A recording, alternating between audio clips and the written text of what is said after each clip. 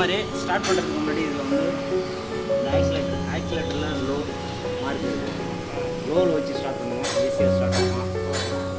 Low விட்டு தாண்டி middle position காட்டில் ஃபுல்லாக வைக்கணும். ஸ்டார்ட் ஆகும், நேரங்களாக ஸ்டார்ட் ஆகும், நேரங்கள் ஸ்டார்ட் ஆகாது. ஆனால் வந்து ஏரோ மார்க் லோவில் வந்து லோ ஐடி கார்டு ஸ்டார்ட் பண்ணுவோம், ஈஸியாக ஸ்டார்ட் ஆகும்.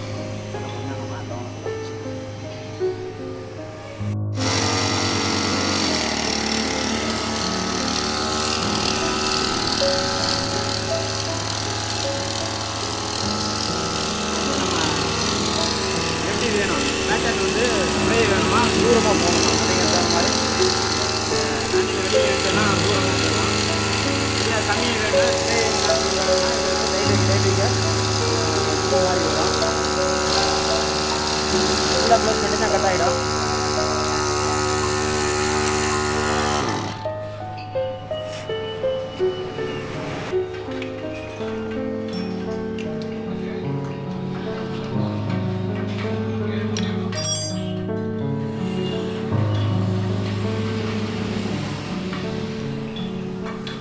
ஃபுல்லாக க்ளோஸ் பண்ணிட்டோன்னா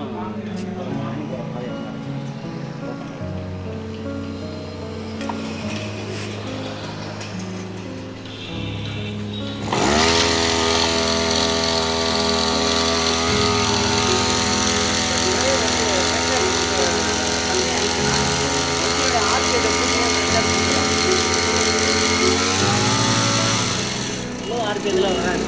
அப்போ இன்ஜின் வந்து ஸ்பீடை ரேஸ் பண்ணணும். நம்ம ஆக்சிடென்ட்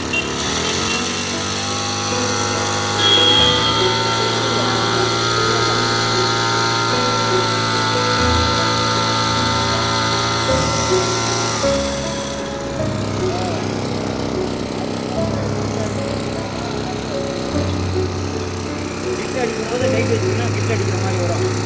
மரத்துக்கு தூரமாக போகணும்னா வெளியில் இட்டு அடிக்க தூரம் அதிகம்.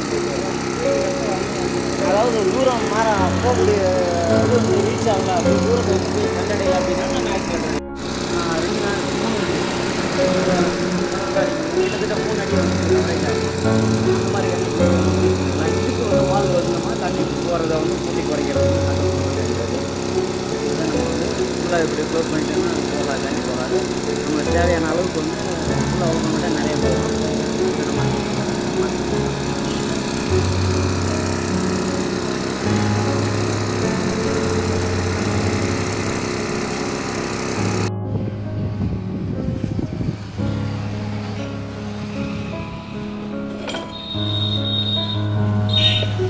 இந்த கிரீஸ் கப்பில் வந்து கிரீஸ் ஃபில் பண்ணிவிட்டு 2 முறை வந்து டைட் வச்சோன்னாக்கா இது கிட்டத்தட்ட ஒரு டயத்தில் வந்து 3 கிராம் கிரீஸ் வந்து இதில் பம்பிங் ஆகும். இப்போ 2 இடம் வச்சோன்னா 6 கிராம் அது போதுமானது. ஆயில் ஊற்றுறது வந்து இந்த சென்டரில் வந்து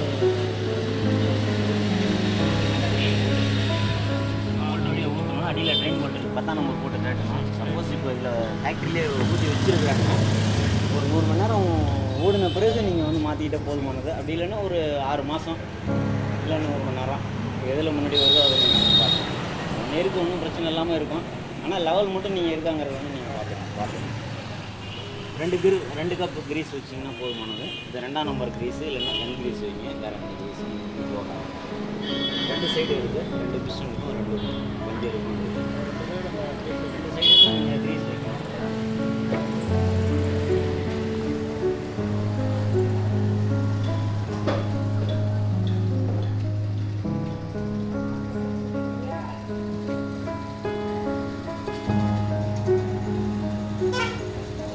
டைட் வைக்க உள்ளே போயிடும்.